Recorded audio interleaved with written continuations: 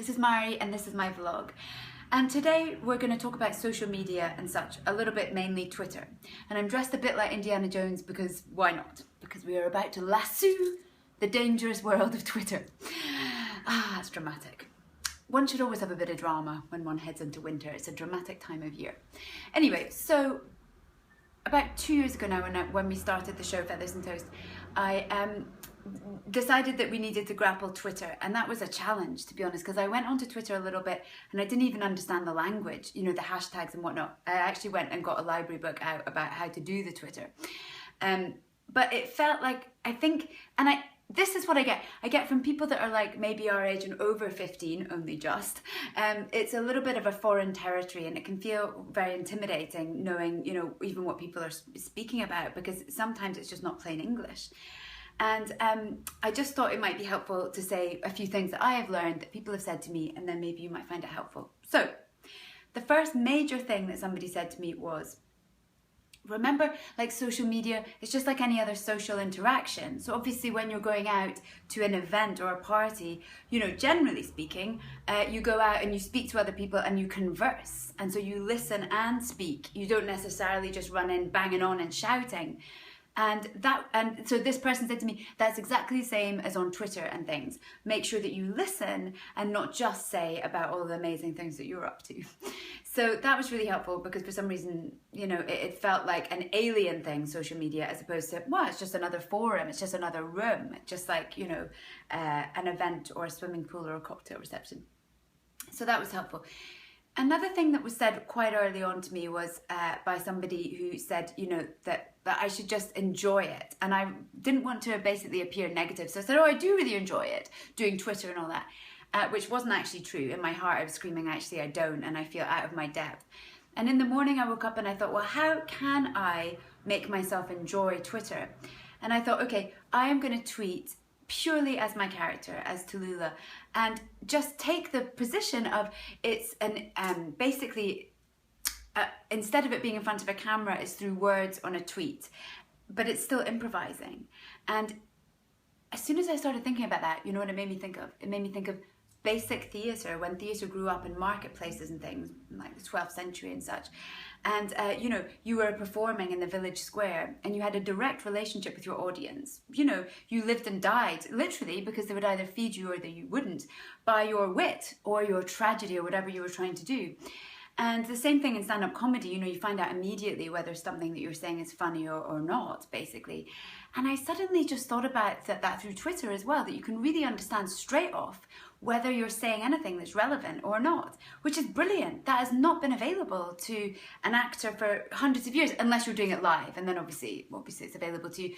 But if you're not doing it live, you're doing it on television or film, you don't really get that full-on dialogue experience as you would through live. But now you can because of social media. I know that might sound complex, Dylan, but I think you can handle it a bit like the Crystal Maze.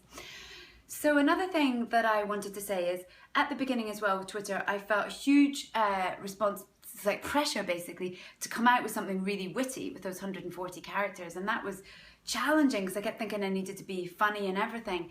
And then I suddenly realized that I don't need to even tweet. What I could do is just curate, basically retweeting people's stuff and commenting on other people's stuff that have already begun a conversation, so you're just adding in. And that was a lot easier for me, and I felt like that was a lot less intimidating. Another thing I'll say that I've learned in social media is to be really generous. Just that idea of like listening if you're meeting somebody in a real life situation, but taking that on board as well through all your interactions on the internet. And I guess that word authentic is just thingied everywhere now, especially in digital world. But it's the same thing here. I think just whatever you want to link out to, you know, a photo or an article, you want to make sure that that's something that reflects you and what you really want to say, and that you aren't just ending up in a pickle because you accidentally, you know, sent a link to an arms deal and you maybe didn't want to do that. I certainly don't, you know, want to be doing things like that. I'm talking about Chanel and such. And I think I wanted to do this social media thing right now because I'm about to go to New York and I'm about to stay with Holly, my producing partner, and I are going to be staying with this amazing woman who I've never met yet in real life. We met via Twitter about this time last year. She's got an amazing show called The Louise Log, and I'm going to put all the links down below. But she and I really liked each other's shows. And then we started talking on the phone every few weeks and helping each other with ideas. And now, lo and behold, Holster and I are going to New York, and she is allowing us to stay in her house in the middle of Manhattan. So there we go. That is how amazing social media can be. It's like the old-fashioned pen pal, and here you're going through, you know, a modern medium, but there are real people at the other end of it, and, you know, amazing friendships can happen. And I want to take this opportunity, it's a bit like an Emmy speech, I'm probably going to forget major people just like they do in the Emmys, but I just want to say thank you to a few people that have been so supportive to us through Twitter. It's been really amazing from all around the world. So first of all, I want to say a massive thank you to Anne from the Louise Log, who is putting up me and Holster. Holster snores a bit, but anyway, she'll try her best not to. But she'll be, you know, her serious generosity, constantly helping us and retweeting us, and now actually, you know, letting us live with her for a few days. And then Heidi from Ally of Indie Film, and I totally butchered that, but I'm gonna put the link down below.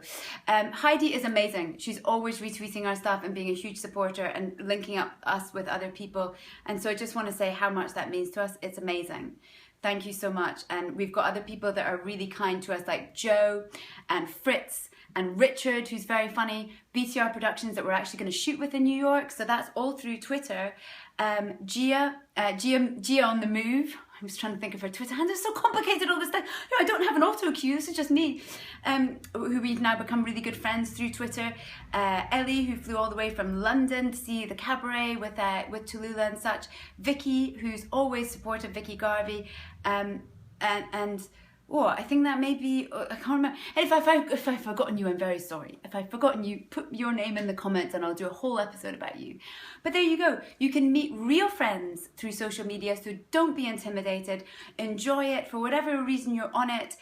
Grab it with your full life affirmed stuff and have a nice time. Let's start the conversation.